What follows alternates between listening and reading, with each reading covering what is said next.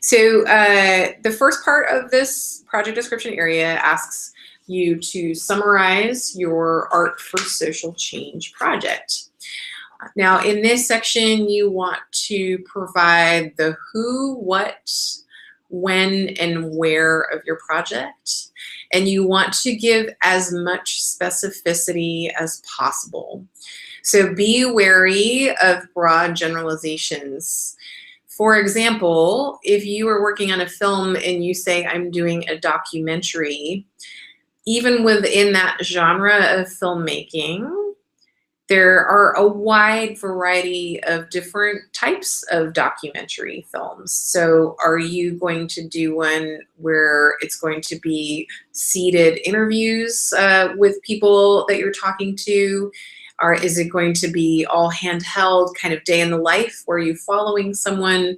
What is the visual style? What does documentary mean to you? Again, remembering that we can't look at any external links or web samples as part of this process. And then also if you're doing anything that is in a series, right? So multiple paintings, multiple workshops, whatever it may be, is giving us a sense of the number. And again, this may change if you get the grant and you go to enact this, and there might be some factors that change, but we want a sense of the scale.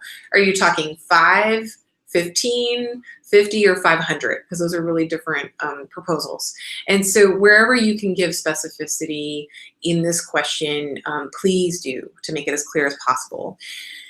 If you are applying for a particular phase of a project, you would want to describe the project overall and then say, in this grant, I'm applying to fund this particular phase, and this is what would happen in this phase of the project. Question number 2 asks why this project is important to you. Most people do really well on this question, but this is kind of giving a sense of that personal passion of why you want to do this project. In this question, you might also talk about the need for your project. So if you were doing something that's very unique that you don't see other people doing, you should claim that. Be wary of making claims of nobody else in the Philadelphia area has ever done this unless you feel really absolutely certain. But a lot of times you don't have to be the only one, but you can say, in my experience, I haven't seen very much of this. And talk about the sort of urgency or need for this in this question. But you're really rooting it more in sort of like why do you want to do this? Why right now?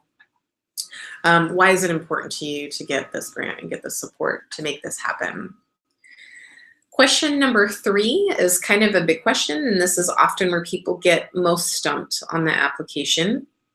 It's 2 parts. The first part of the question asks, as part of this process, you were asked to identify the social change intent of your project from that list of issues that we talked about earlier. And explain how your project engages with and expresses your social change vision with that intent that you identified. So this is a 2-part question. I'm just going to focus on the first part right now. So the social change intent is, again, that list of issue areas. And in this part, you're going to define what that means for you. So if you, for example, picked feminism, what you might do here is say, for me, feminism means X, Y, and Z. And this is how it shows up either in the content of my work or in the process of how I'm going to develop it, or maybe in the way that I'm going to share it, or some combination of those 3. So here you want to state what might feel obvious to you, but it is really a chance for the panel to get some insight on your perspective and your analysis of how you see this issue area, like what the root cause is and why it perpetuates, and what the vision is of how something could be different. So a lot of people assume, oh, well, leeway, you fund social change work. I don't have to define what racial justice means, but we want to hear that definition from you. If I, pulled 10 past leeway grantees and put them at a table together, and they were all people who picked feminism, for example, they're all going to have very different definitions of what feminism means to them. And that's just within this very narrow pool of people who are already part of Leeway's community. If I open that out to the world at large, of course, that gets even more varied in terms of what people's sort of analysis or understanding of what feminism means. So state it here. This is your chance to share what that issue area, what you see as sort of being your perspective on it. The second part of this question asks you to describe the goals and intended impact of your project and how it will create social change. There's also this note that says, keep in mind the panel understands that the ultimate social change you seek may not be the direct outcome of this project, but we expected it to be a step in the direction for the change that you seek. So this is really the place where when I was talking earlier about like, what are you modeling at the micro level that you would like to see in the world at large?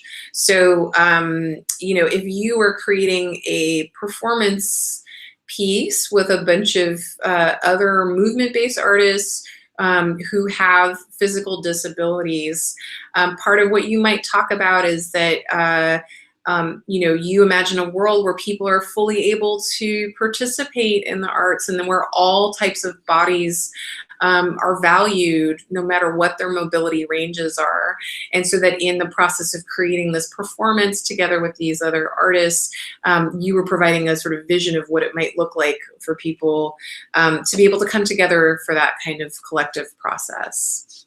So how is what you are doing in the content, in the process, in the way that it's shared, a model for the kind of change you seek?